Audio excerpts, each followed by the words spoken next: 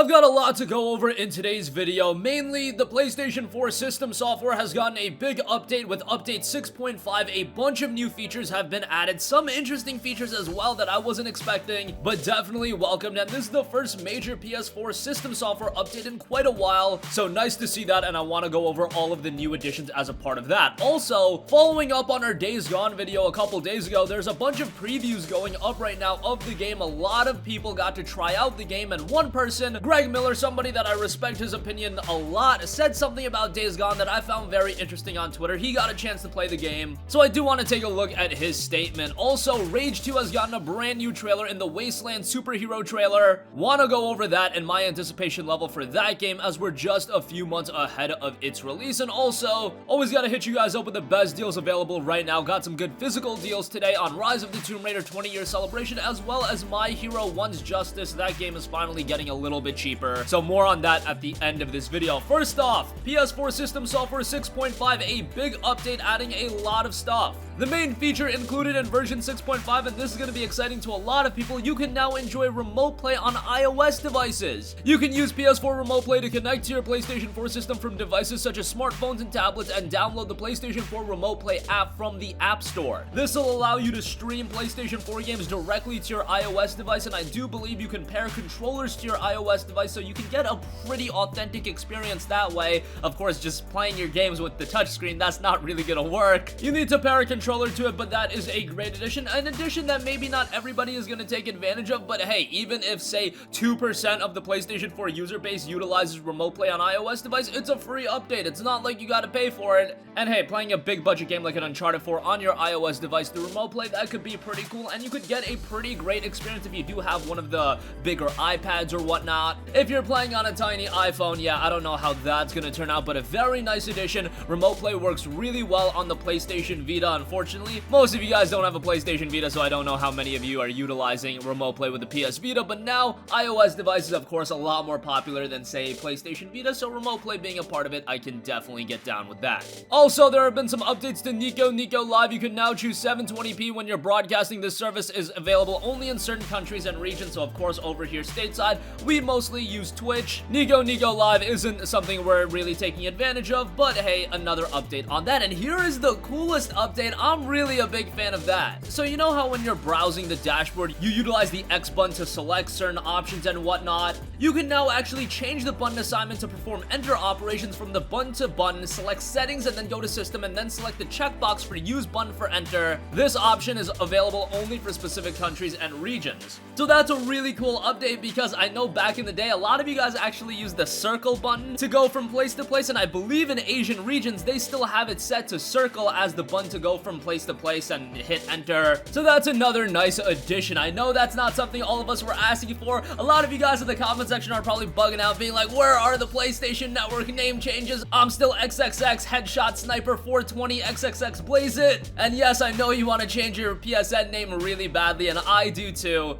But unfortunately, that is not a part of the 6.5 update, but we've got some pretty neat updates. Remote Play on iOS devices and being able to alter the enter operation. Hey, those are pretty cool updates to me, and it's absolutely free. Just go over, update it. I'm sure it's going to improve system stability as well. As we've seen in the past, sometimes they'll just release system software updates and note that system stability has been improved, but in reality, system stability has been improved if you compare from an older firmware. But let's not get into a rambling about that. Moving on from that, a lot of Days Gone previews are going up right now, right after we uploaded that video, so we had no idea of the timing of that, but the timing actually worked out really well. Somebody that I respect a lot, Greg Miller, he tweeted something that I found very interesting. Oh, the Days Gone embargo is up. Days Gone is a hell of a game. Sam Witwer and Courtney Draper are great. The combat is fun, but the real hero is the world. It's fascinating to explore, littered with cool moments, and beautiful. You never know what's next. Can't wait for April. And he also did note that a full report is coming on today's Kinda Funny Gamecast. Days Gone to me is one of those games that's really heightening in anticipation. If you haven't checked out our video on why Days Gone will probably be better than you expect, go check that video out, because I remember when this game was announced back at E3 of 2016, the excitement really wasn't there. Everybody was interested to hear what Sony Bend Studio was working on, but then when we actually saw Days Gone, we thought, okay, another open world game, an open world game infested with zombies, an open world game that looks a little bit mindless, and an open world game that didn't look all too technically brilliant at the time from a performance standpoint. It just wasn't winning a lot of gamers over, and what I do think won gamers over was was the fact that Game Informer had that giant feature on the game, and we heard about a lot of content in the game, and the fact that there is a narrative in here, and more so, it's narrative focused. We know that the game is going to have 30 hours of content. We know that there's going to be 6 hours of cinematics, putting it in line with Marvel's Spider-Man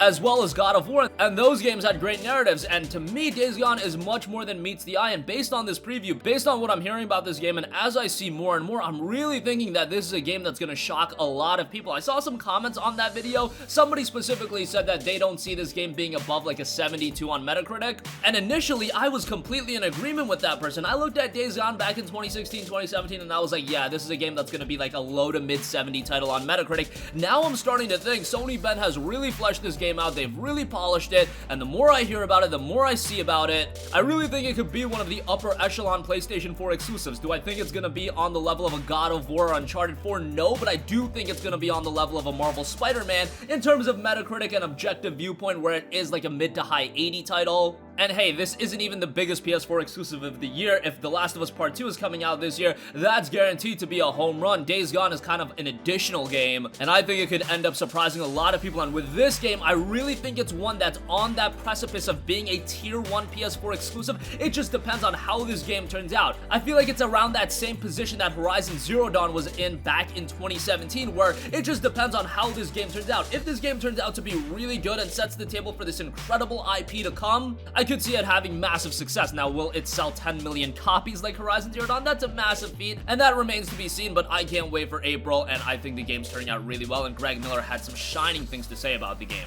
Moving on from that, another game that's out relatively soon, another open world game at that, is Rage 2. Now, if you want to talk about games that aren't getting a lot of anticipation based on the big budget title that it is, Rage 2 is definitely one of those games, but we're still a little bit ways away from the game, about 60 days or so. And this is another game. As I see more footage of it, I am getting one more and more over. The visuals in this game look absolutely stunning. I just want to see how this game translates onto the PlayStation 4, because I imagine the footage that we're seeing at this point is high-end PC gameplay. But nonetheless, we've gotten a brand new trailer, the Wasteland Superhero trailer, and here's the description listed in the trailer. You're not just Walker the Last Ranger, you're a Wasteland superhero. Using your arsenal of powerful weapons and high-tech nano-ray abilities, you're gonna wreak havoc on the baddies lurking throughout Rage 2. While they are super powerful on their own, you'll get maximum damage by pairing those weapons and abilities for crazy combos that will knock the socks off anyone that stands in your way. The Authority doesn't stand a chance. Rage 2 will be out on May 14th, and do remember that not only is id Software working on the game, but Avalanche Studios is helping out too, and that is a combination that I think can turn out really well. id Software, most known for high-quality first-person shooters. Avalanche Studios, they've worked on some great open-world games.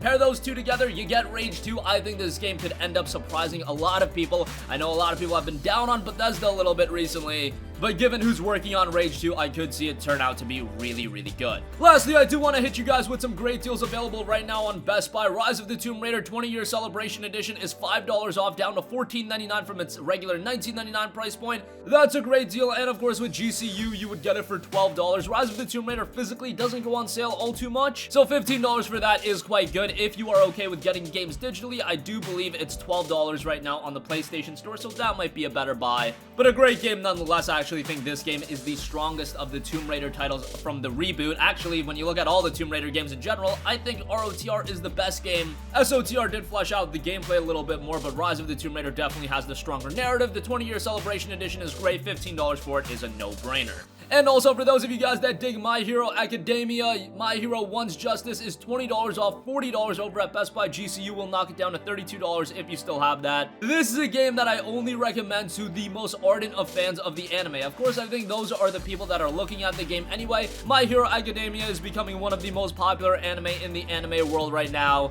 and this is its first foray into the video game realm. Was it a home run? No, but there is some stylish presentation here. The story mode is a little bit of a blunder, and if you don't know the context of the anime, you're gonna be really, really lost in it. That's why I recommend you to be a big fan of the anime before you pick up the game. And the game, while not perfect, it is a fun time to be had, especially if you're playing with friends. It's a good couch fighting game, and $40 isn't a bad buy for it. That initial $60 price point may have been a little bit too high, but as it gets cheaper and cheaper, I can definitely give it a stronger recommendation. And that's gonna conclude this video. Again, PS4 System Software 6.5 is out right now. Greg Miller is saying that Days Gone is great. Rage 2 got a new trailer in the Wasteland Superhero trailer. Rise of the Tomb Raider and My Hero One's Justice both have great deals. Links for that in the description box below. That's gonna conclude this video. Sound off with all of your thoughts in the comments section down below. Thank you for watching, and goodbye. Hey guys, we hope you enjoyed the video, and if you did, make sure to hit the subscribe button, and if you're already subscribed, do us a favor and hit the bell icon. This way you'll be notified whenever we post a new video. That's the best way to keep up with all of our uploads, and we usually try to upload 2 videos a day. And with the bell icon hit, you'll be notified whenever we do upload a video. As always, thanks for watching.